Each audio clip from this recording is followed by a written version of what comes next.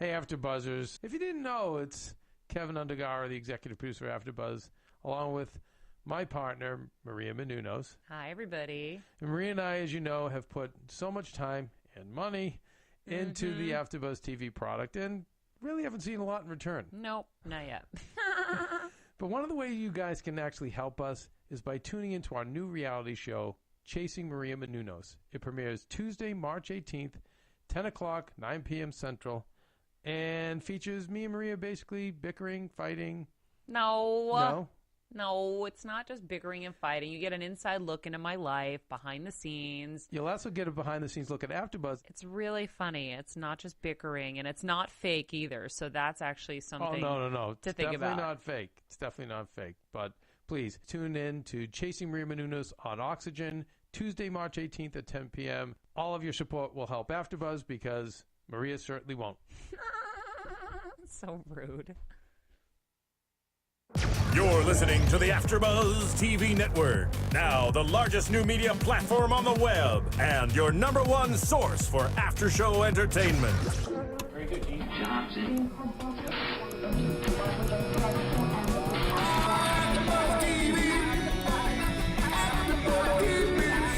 The AfterBuzz Studios in Los Angeles, California. Presented by Maria Menounos and streaming live thanks to Akamai Technologies. This is AfterBuzz TV's Banshee After Show. We'll break down tonight's episode and get you all the latest news and gossip. And now, another post-game wrap-up show for your favorite TV show.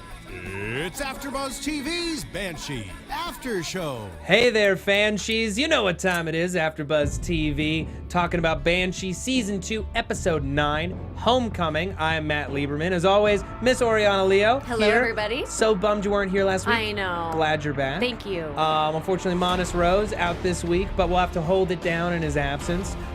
What an absolute stunner of an episode. So much action, so much character development. So much truth-telling. I know. Wow. I know. Some things that I wasn't sure that we were even going to get this season. We totally got, and we don't have anywhere near enough time to break it all down, so we're just going to jump right in. Let's go. Job goes to New York. Yes. To the priest. And what a really slick action sequence. This episode directed by showrunner Greg Utanis, and he did Hats off to you, sir. an awesome job. An amazing episode. Yeah, him and Jonathan Tropper created the show, wrote the episode. Just a really, really standout installment. I was so excited to see Joe finally kick some major ass. I know. By himself. Yes. It was great to see. I was like rooting for him. I love his fighting style. It's more martial arts and wrestling, like kind of MMA inspired instead of more of like a bruiser style. Right. Less Hood. Yeah, like more himself. He did a move. It wasn't quite a Hurricane Rana, but he flipped around the guy's arm and then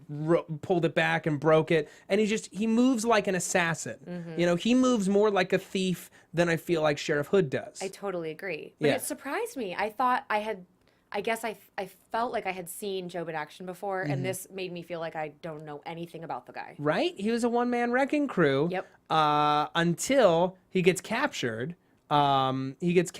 Quickly undoes that situation. That was impressive. Really impressive use of a chair, kicking some butt, grabbing At knife point. Right. Grabbing 2 guns, and then about to go in and kill Rabbit and the priest all in one go. But there's a ton of dudes.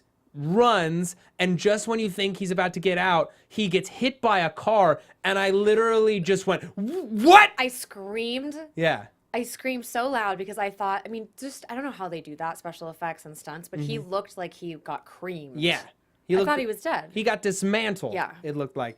And, it's funny. It's very few shows that will make me just howl in surprise. And this episode, what it conveyed very, very well were there great moments of extreme tension. Like from the moment that when Carrie and Sheriff Hood were in the car heading to New York, after they agreed we kill him or we die trying, from then until the first shots were fired in the final gun sequence, in the final shootout, I was on the front of my seat holding my breath for what felt like a solid 3 minutes. Yeah, it was a full throttle episode. I mean, from start to finish. And in every single scene, I felt that way, where there was action heavy. Yeah. I was holding my breath as well. There was not a wasted moment. So Job winds up in the hospital And we'll get to when he wakes up a bit later. Let's talk about Mr. Burton, who goes on. So creepy. I know. But I have to say, Mr. Utanis, fantastic job. The use of the music.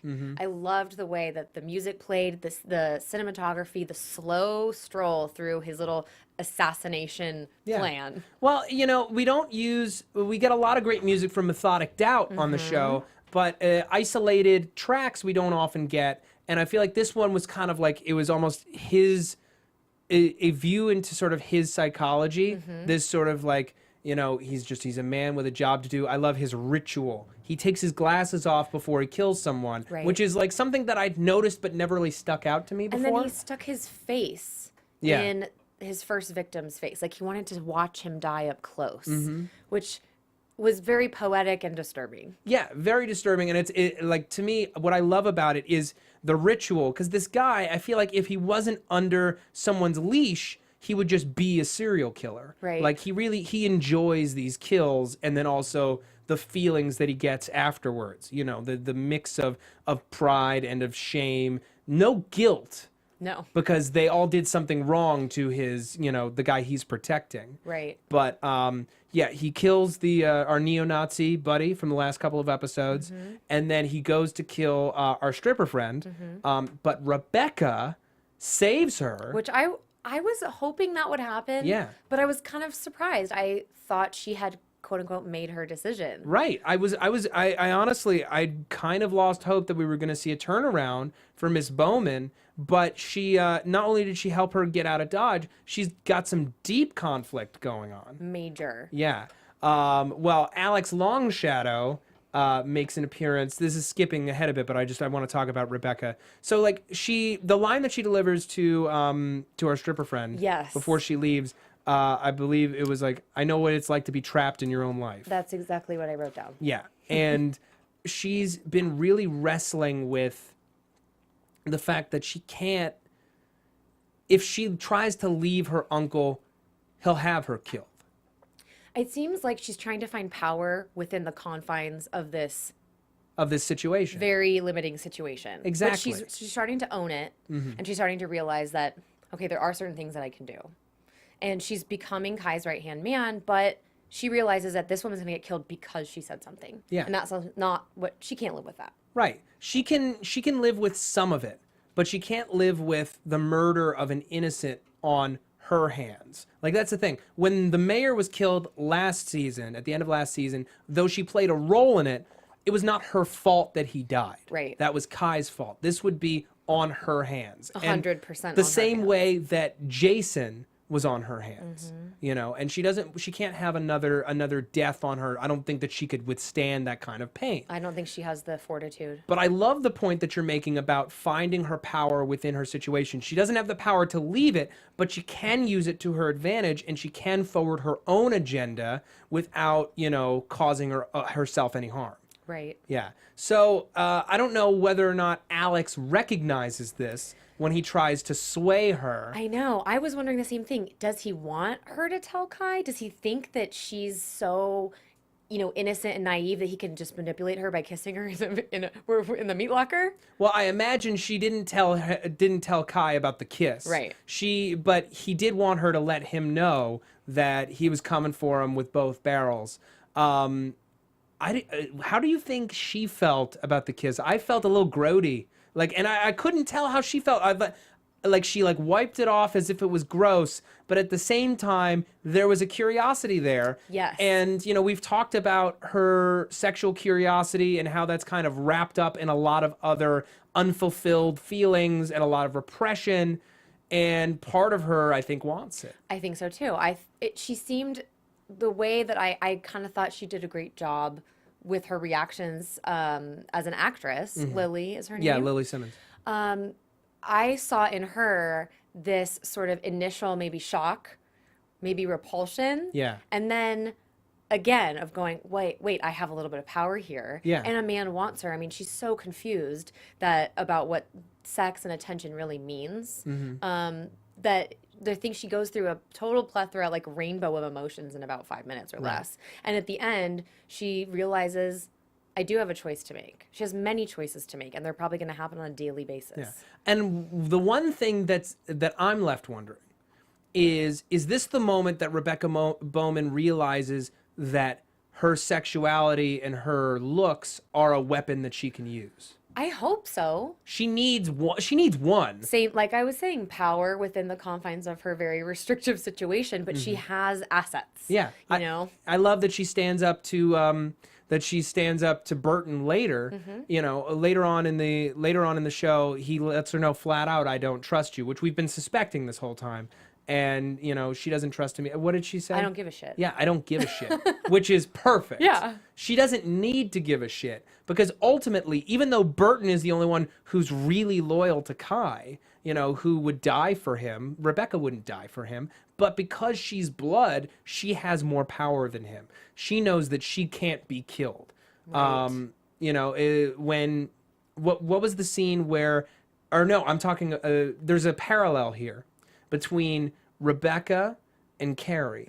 Because in the shootout later on, you know, Carrie says to the assassin, you know, "I'm Rabbit's daughter. You can't kill me." Are you sure he wants me dead? Yeah. Are you sure he wants me dead? Do you really want to do that? And Rebecca has a similar power that I think she's just discovered. And I think that she will use it to far more dangerous ends. I noticed today how often Rebecca wears white. And in much like many other characters in other shows, you know, white conveys innocence or even just making us want to side with that character because of their, you know, their inner goodness. And it made me think, I wonder if that was a foreshadowing. You know, she keeps wearing white and I'm thinking, is she pure? Is she malicious? What is she capable of? I don't really know, but the message I'm getting right now is that she's sort of growing up. Well, here's the thing. When we first meet her, even though she's out, you know, picking up guys, she was kind of the innocent of the show. Like even Deva's committed some small crimes. She's got her share of angst. You know, Rebecca didn't have that much when we first met her. And in some ways, she's kind of the portrayal of innocence on this show. And it's how innocence gets stripped away. And, you know, her self-actualization, realizing what power she has in her situation is going to lead her down a very dark road and bring us back to that parallel with Carrie. You know, Carrie was raised, we get a little bit of her background, raised her whole life. She didn't know at first what her father did. And then when she found out, she became very much a part of his organization. Right. And then this love story with our sheriff and how that ended, and having to be out on her own without anyone and making a new life for herself, humanized her. Having these children humanized her. And now she's no longer capable of the darkness that I'm worried that Rebecca is now capable of. Right. Because she doesn't have any of these humanizing elements. Not yet. Not yet. And also, I mean, like we saw in previous episodes, you can't undo your past, right? Yes. And we learned that as much as Carrie, we see with Carrie and Gordon, you know, as much as she says, "Can we ever have this back?" And he says, "No, we can have something different. We can have something potentially better." But I think we all know, especially after that crazy eyes he gave Sheriff Hood after finding out Deva, whew, I thought he was going to pull the trigger. I was really nervous. So, you know, we have seen it play out with Carrie, and I think you're absolutely right with the parallel is that it's up to anyone to guess what's going to happen with Rebecca, but there are kind of some clear pathways that have been cut for her by the other characters. And I think it would be very poetic. I don't know that this would ever come to pass or even if it would be the right thing for the show. But I think it would be very poetic to see Rebecca's journey over the course of this series mirror Carrie's journey from the beginning of the series, before the series. Right. You know, mirror Anna's journey when she became Carrie. And the things that she had to go through. And the things that she had to do to escape that life. I hope that she doesn't get sucked into the life, but rather someday can escape it. She's got a long, dark journey before that ever happens, though. But before we move on, quick note about iTunes. Don't skip ahead. Here's the thing, folks. We here at AfterBuzz TV say it every week. We put out over 70 hours of quality content every week. We do it all for free. It is all available to you, available on any of your devices, streaming, downloading, whatever you want to do. We live in the future. It's amazing. You've heard this all before. Why am I saying it again? Because the situation hasn't changed, people. We live and die by your support. It's the only way that iTunes tracks our ratings. It's the only ways that our bosses know that not only are we doing a great job, but that the audience is into it. The audience is responding. You know, we've gotten some great feedback from people who work on the show, and we're so very blessed that they love what we're doing and that they agree with us. But it is your support, your ratings, your reviews on iTunes that really make us happy and also just make our jobs easier. It's the best way for us to be able to get the sponsorships that are going to keep our doors open. This is, you know, podcasting, it's a new era. It's a new enterprise. And the fact is, we need sponsors, we need support, we need to be able to show people that we're delivering a quality product. And that you as an audience love it. So that we can keep our doors open for many years to come. Support the cause. It only takes a second. iTunes, rate and review. Okay. So we talked about, let's talk about Alex Longshadow just a little bit more before we go back into Carrie. Okay. We've also got all kinds of Sheriff Hood stuff to talk about. So Alex has this great scene with George, who had been challenging him for the chiefship, and Alex has basically, he feels like he's won. You know, he's sitting. He's a little smug. Yeah, he's lying back with his glass of, dare I say, firewater, and one of my favorite lines actually comes from Kai in this episode. Like, He picked a hell of a time to grow some balls. Yeah, That couldn't be more accurate. I feel like. And you could just see his swinging dick as he's just like on this couch, and it wasn't out, Steven, our engineer. He's giving me crazy eyes. It wasn't out. But it was the metaphorical swinging dick of a man who feels that he's won. He's going to turn on Kai, get rid of two problems all at once. And George, you know, kind of makes this vague threat. He takes out this knife that had been passed down for generations through his family to the firstborn son of every generation. I really didn't see it as a threat. Really? I thought, oh, he's going to give it to him. He's going to. The whole time you thought The whole that. time I thought, he's kind of begrudging. He doesn't want to, but he's lost. And like he said, maybe I underestimated you. Yeah. And you underestimated me. And I thought, oh, this is like a peace offering. Yeah. And it kind of was. It actually turned out to really be one, but Alex's utter lack of respect is what turned it into more of an ugly gesture. Right. And that's what I thought too. I thought, God, you could show a little respect to your elders at the very least. Just a little humility. A little bit. You've won. Like Kai, we get it. You know what I have to say is that Kai is really good at that. Humility. Right? Yeah. Humility. He knows when to put his pride and ego aside and say, listen, you know, let's come to an agreement. And I think that really could have been used in this situation. No, Alex would benefit for 20 more years experience. Do you know what I mean? Yes. But he doesn't have it. And instead, after this like wonderful monologue, you know, Alex basically shuts his eyes and is like, I'm going to take a nap. Yeah, you're so too much of a boring." puss to stab me. And for a second, I thought that George was going to stab himself.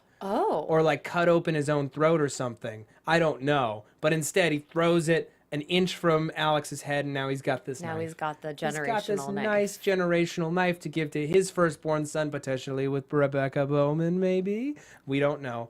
All we know is that next week is going to be a bloodbath, and I can't imagine that it's only going to be a bloodbath in New York. Right. Because we know that this Kai Proctor warrant isn't going to hold. This arrest isn't going to hold. He's going to be back on the street. Everything seems to becoming unglued. Yes. The house of cards that Sheriff Hood has built. Aggressively quickly. Okay, so Carrie comes home. We get this nice family moment. Max has like a new skateboard. He already had a skateboard. Why is he getting a new skateboard? Because he was in the hospital. All right, I guess he had to sometimes- do all this new medicine. Right. And Deva is she's very savvy. She can sense the energy in the room. She knows that mommy and daddy need to talk. She's very savvy. She got her hair cut. And dyed again. Now it's blonde. And so Carrie and Gordon, they kind of reconnect, like watching this and like loving this moment, you know, wishing that we could have these kinds of moments again. And so they start their reconciliation. And I love that. They start the reconciliation process. yeah. Right? Well, I mean, Unlike Nelson Mandela's reconciliation process, this was more like, let's go to the bedroom and bury the hatchet. well, okay, but before that, you know, she really opens up to him for the first time and opens up to us Yes. about what it was like having a crime lord for a father. And I liked that we got the answer because Dava asked her that question a few episodes back and we never heard the answer. Right. So to finally get the answer to me felt good to get a little bit of completion there. And what I like even more about that, even though, Sheriff Hood isn't a crime lord, having a criminal for a father and what that's going to do to Dava, now that Gordon has this information and could potentially disseminate it next week, I'm very, very curious about. Ooh, predictions. Exactly. So yeah, he doesn't need to hear anymore. He just, less talk, more rock. And they get back into bed, and it's great. Which I was very happy for them. I was happy too. They just seem, as much as I was rooting for Sheriff Hood and Carrie to get back together at one point, that seems so done. Yeah. And Gordon, I'm really rooting for this family. I want it to work out. Like there's so many flaws, but there is love there. There's so much love, and we know how difficult life is. We know how difficult living in this town is. Yeah. They have something good. Yeah, and the sex that they're having is very passionate. It's very different from the sex we saw them having last year. I mean, who can forget the time, Carrie comes out of the bathroom just naked and is just like, I want you to fuck me. Yeah. When she's thinking about Sheriff Hood. Right. This very, very different. Passionate and aggressive in an entirely different way. And of course it couldn't last. That's the thing. Nothing good lasts in Banshee, I'm afraid. No, nothing good lasts. And Sheriff Hood comes to the door, which is the last person we need in this situation. They just got back together. And I feel bad for Gordon because, he's now thinking, like, really? You show up at the worst time every time. Every time. So it's getting to be weird. Yeah. He already has his antennas up about Sheriff Hood and where he came from, what he's doing, but now my wife? Right, and now you want her to come with you, and I don't get any answers, and she's fine with it. Hell no. Gun out. Like, I'm sick of this treatment. I will blow you away. Give me one good reason why not. And it just builds and builds until Carrie lets the bomb drop. He's Dava's father. And it's everything that he suspected, but worse. Because it's not just that she was sleeping with him last season or that they have some kind of connection or electricity. This is the first love of her life. They have a history together. He obviously came here to find her. Right. And now he's going to be left while they go off on a goose chase to think about this. I can't imagine. I hope he's not back at the strip club. Well, he's not at the strip club. He's, got the pot in the room and he's staring at the photo that Brock found under the bed. And who knows what's going on in his brain. But here's the thing. He now knows that he has a real competitor. Like, just having an aggressive, sexually available man in town is one thing. Having the father of her first child in town, who obviously came here for her, is a huge deal. And also, it throws the whole Sheriff Hood alias into question, because how many sheriffs was she knowing when she was young? True. Yeah. And that she has a crime father and all of that stuff. And wasn't Lucas Hood supposed to be coming from, like, Oregon or Washington somewhere? But this also puts a cramp in the investigation because this is going to hurt Dava. Dava is his daughter, but Dava is Sheriff Hood's daughter. Right. And if he brings him to justice, I mean, that's only going to hurt Dava. Right. And his wife. I mean, there's just a shitstorm coming. Absolutely. And it's a hugely complicated situation for Gordon. Ultimately, I'd like to think he's not going to do what his man instinct is telling him, and instead is going to try to do what's best for his family. But honestly, I can't tell you what that is right now. Right. Because this guy is a very dangerous influence. Getting him away from the family would be better for the family unit, but putting him away could be potentially extremely damaging to Dava, just like you said. So it's a very murky situation. And for Dava's him. a teenager. I mean, if she found out, right, and then she found out what her father did, having that information. I mean, like you said, what do you do? Right, especially armed with the information that Brock gives him in this episode, continuing this plot line where, he basically makes it clear that, Sheriff Hood wanted this thing to get tied to Proctor. He couldn't do it. The next day it blows up. It connects him in a pretty big way, and he has a legal obligation to try to prosecute him. Right. So very, very curious to see what happens on that front. It's so much tension. I can't believe we only have one more episode left this season. sad. And then we have to wait 42 weeks? No, not acceptable. Not acceptable. I can't handle it. We might have to have like a Banshee party where we watch it again. We will. We're gonna have to do that. We're gonna have to do it because I don't know if I can handle 42 weeks to get just 10. 10 a year is too few. Agreed. But I do like how tight it makes the storytelling, so it works out.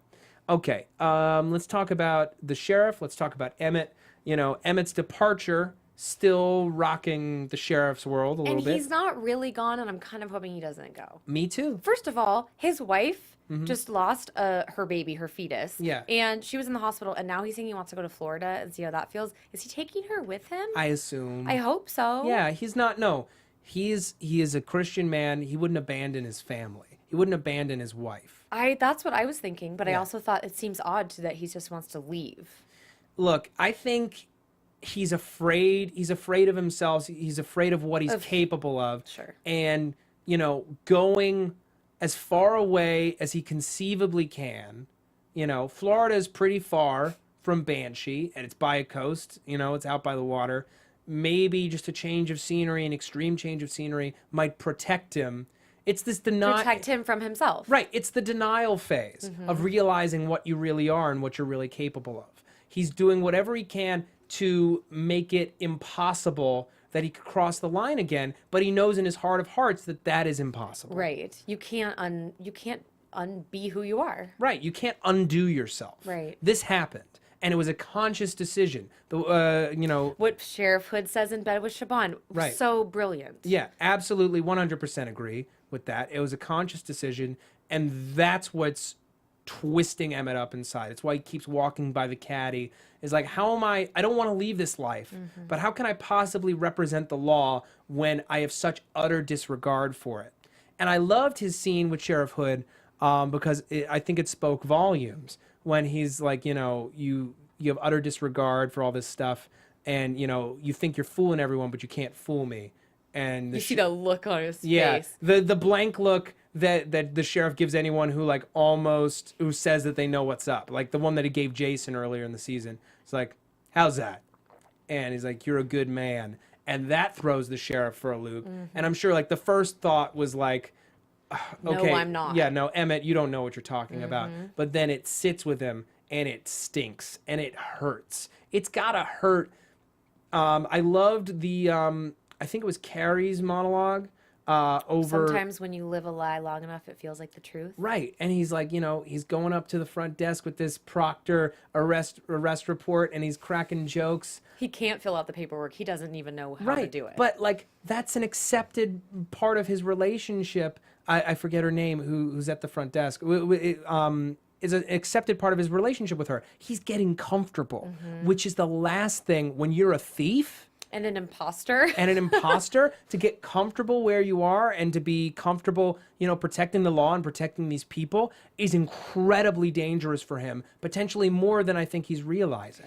It's so interesting because this episode in particular, it's entitled Homecoming, and I felt the whole time it should be called truth telling, because every single character had a moment of total clarity that they say something utterly true, where the rest of the season we've seen, you know, we only get glimpses of the truth. We get half truths, we get shades and shadows. Yes. So to have all of these monologues and statements from almost every single character that's just straightforward, straight to the point, this is how it is, and to have Siobhan tell Sheriff Hood, I don't know you. Yeah. And I've been trying to figure this out, and it doesn't make sense. It's like one by one, the cards are falling. And he better get out of town because it's gonna hit the fan. I was so mad at him because I'm just like, look, if you're going to perpetuate this relationship with this woman who doesn't owe you anything, okay, but she obviously cares about you. She obviously likes you. You're inviting her into your bed. She's staying the night. You're having these casual. I love the two of them in bed, laying in opposite directions, each having a beer, lounging around in their underwear, because that's what that couple would do. Right. You know, he and Anna, their passion was way too intense I think, to have that kind of a moment. Agreed. And I love the how different and how adult, how mature this relationship feels. But then the moment that, you know, he gets pulled back into thief land, when he's no longer purely Sheriff Hood, he shuts her out entirely. Instead of giving her enough to not ask the rest of the questions. And that's what drives me nuts. And I know he's protecting her as much as he's protecting himself, but come on. Well, it's hard because he already leaves all these casualties in his wake everywhere he goes, and this one seems avoidable. And that's what makes me angry. You know, where it's like, you're carrying on this relationship and you're going to hurt this woman and you don't have to. Yeah. And everything else he poisons seems inevitable but this. And yet he's doing it anyways. Yeah, and that's what's driving me crazy, because she doesn't deserve it. And at the same time, I feel like she is one of the only people in town who would really understand if he told her everything. I think she understands him without knowing anything about him. I think she's the only person that can really understand him. On a pure human animal nature level. Yeah. She understands, but just wants the facts to be able to back it up and to know that he's not completely BS. You know, she deserves that much. But, you know, he gets this call from Job, which he almost didn't even get.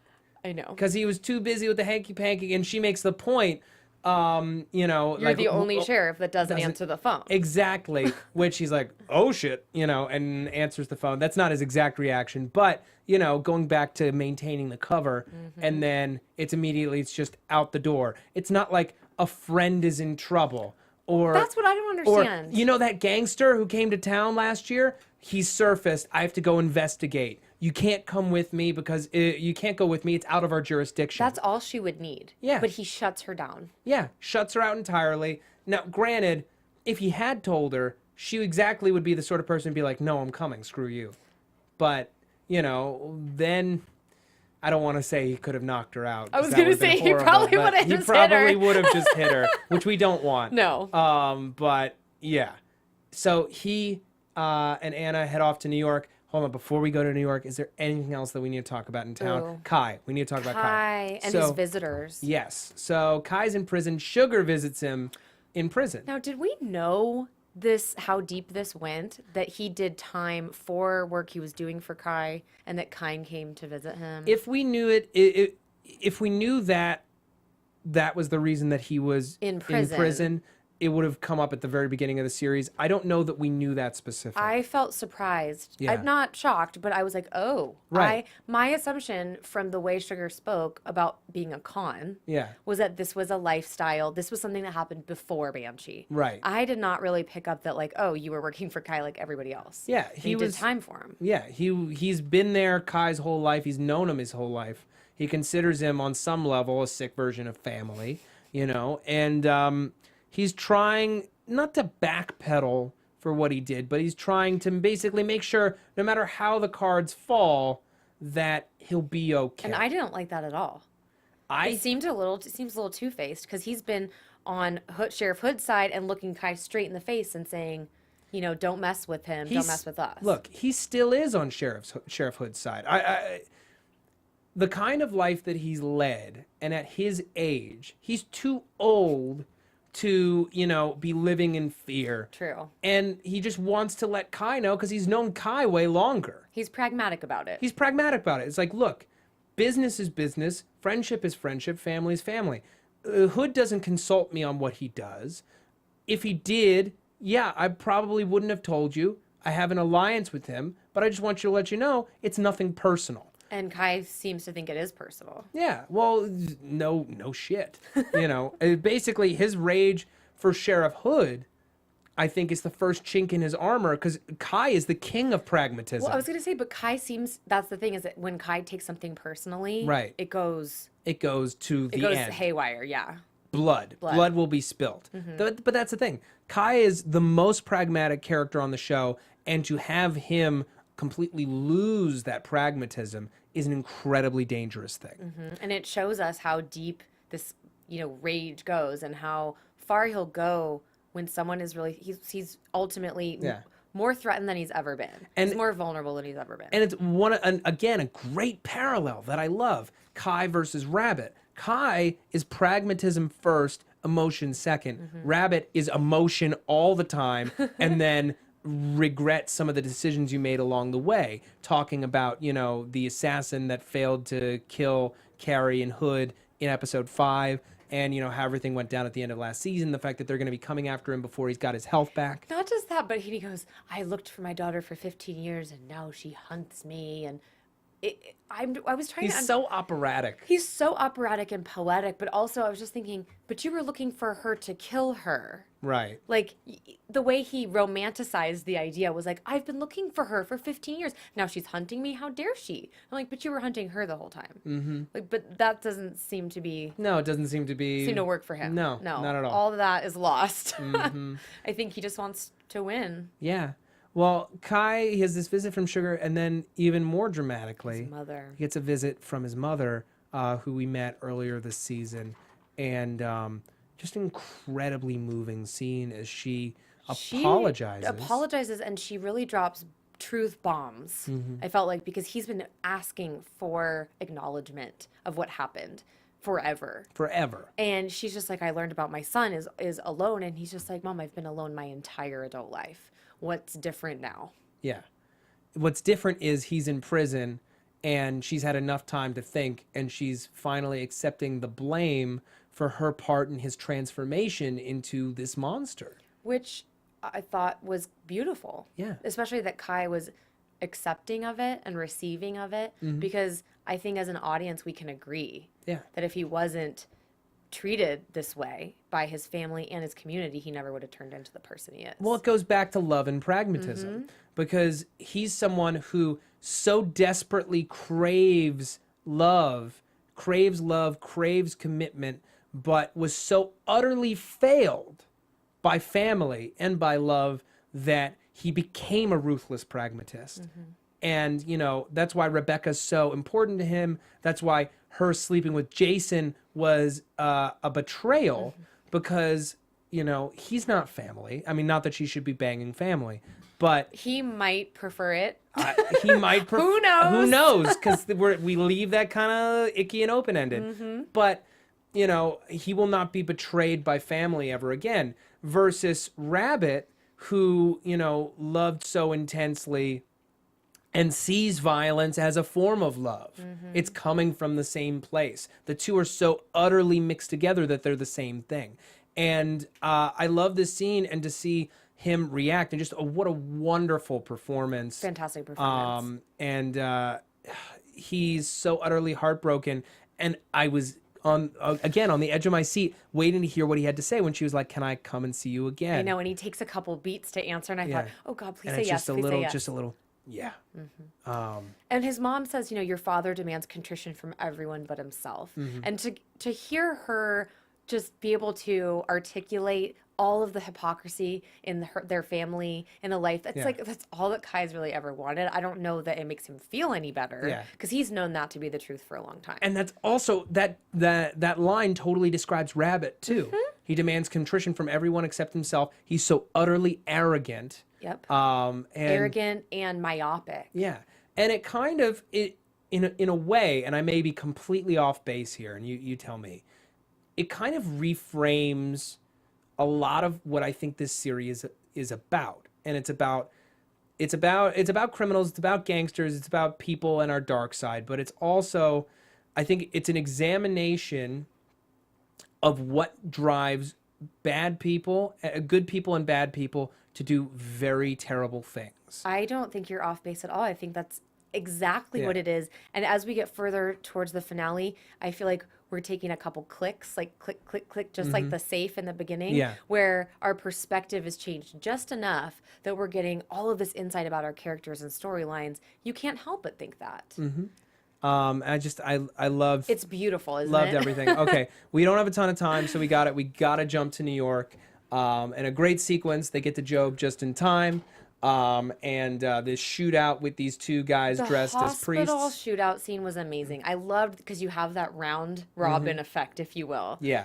But I was thinking, how come no one I know they have silencers. Yeah. I find silencers to be sexy. I don't know why. It's because it adds length. It's because they're longer, and because it's Steven, our engineer, is giving me a face. It's quiet, and Anyways, it makes the There's gun something look more intimate about a silent shot. Well, there sure is. And so at first I thought, why is no one noticing what's going on? There are huge guys in old world robes. Right. And not one person turns their head. And they're Nope. going into every single room and I'm thinking, is that realistic? Well, it actually might be. There are priests that go around and Open bless every single room. Bless the sick. Maybe they're a little overzealous. Maybe they lost a priest and they're in a hurry. Yeah, that they've lost their... Come on, man, we got mass in 5 minutes. We're gonna be late. Yes. Not exactly. No. But yeah, just another classic Banshee action sequence leading to our police friend coming in and realizing or seeing just a glimpse of Sheriff Hood before they're gone. Vanish. And now we're set up for the ultimate climactic finish. Now, did you see the preview for next week? Because I didn't. I did not, Okay. no. So we know nothing, but let's predict anyway. All right. And now, your AfterBuzz TV predictions. All right, Oriana. I don't think I can predict anything that No? we don't already know. I mean, it's going to be a bloodbath. Yeah. I'm really hoping that we see some resolution with Rabbit. If he doesn't die, or if there isn't some major, shootout, I just want Rabbit to die. Well, here's the thing, right? One little tidbit that Anna drops. We get the name of the priest, her uncle. Did you write it down? No. Okay, I don't know it. But she says he's the one person that Rabbit ever seemed afraid of. Ooh. So I'm thinking if Rabbit does go down for the count, it sets up the priest, his brother, for a brutal revenge Right. later on in the series. We also don't know what his role is in their sort of crime family. And I see that as a huge possibility because I feel like the brother's character is supremely underdeveloped. He just appeared in the beginning Yeah. and now at the end, and I Now want to he's- know more. Right. So, I mean, I think that's What a great if Anna prediction. dies? I really hope that doesn't happen. But as she said, we kill him or we die trying, and someone's gonna die. Someone's There's gonna going to die. be collateral damage for sure. Yeah, we're gonna get. I'm thinking if it's a Banshee Red Wedding, as Greg Yatanis put it. I think it was Greg. Anyway, there's got to be at least 2 deaths, and I'm gonna peg. It's either Job or Anna down for the count in New York. I was gonna guess Job. Oh. I know. I don't want anyone to die. I but know. Anna, I think is too. I don't know. I think she's too Yeah. important. And I think it's, and maybe Alex Longshadow, but that's not affecting. Who would, if I was a showrunner? Let's who play would- if I was a showrunner. Right, if I was a showrunner, who would I kill off for optimum effect? Well, Rebecca would be a real impact. I know, but her story's too good. Her story's not over. I know. Like that's the thing is like Anna's been trying to get her family back all season, but even if she gets them back, part of me is like her story is a little wrapped up because Right. she and the sheriff aren't going to wind up together. Right. She makes a good target. Yeah, I don't know. It's just going to be balls to the wall, action, suspense, death, tears. It's going to be so It's intense. gonna be over, guys. I know, but I can't wait to see it. Oriana, where can the people find you? Well, people, I'm very excited to announce that by Wednesday, March 12th, this Wednesday, I will have launched my show, Running Errands in Hollywood. Oh, great. And also my website, where you'll be able to find all that goodness, will be live on Wednesday, and that will be OrianaLeo.com. So please find me there, and the usual spots on Twitter at Miss Oriana Leo and Instagram at Oriana Leo. Okay, and you can find me on Twitter at Matt Lieberman. That's MattLieberman. You can also find me here on AfterBuzz TV all over the place. Agents of S.H.I.E.L.D., Cougar Town, Justified, Helix, and Lost Girl on Sci-Fi. I got Resurrection on ABC, which just started this Sunday. And a bunch of stuff coming up in the spring. Lots of great announcements. Stay tuned. We'll be back next week with the finale. Thank you very much. Good night. From executive producers Maria Menounos, Kevin Undergaro, Phil Svitek, and the entire AfterBuzz TV staff, we would like to thank you for listening to the AfterBuzz TV network. To watch or listen to other after shows and post comments or questions, be sure to visit AfterBuzzTV.com. I'm Sir Richard Wentworth, and this has been a presentation of AfterBuzz TV. Banshees rule. Oh, Banshees rule. Damn it, I forgot. The views expressed herein are those of the hosts only and do not necessarily reflect the views of AfterBuzz TV or its owners or principals. Thank you for watching AfterBuzz TV on YouTube. For more of your favorite after shows and interviews, subscribe to our channel here. And be sure to share your opinion on the episode in the comment section below here. We'd love to see what you guys are buzzing about. Thanks again. Buzz you later.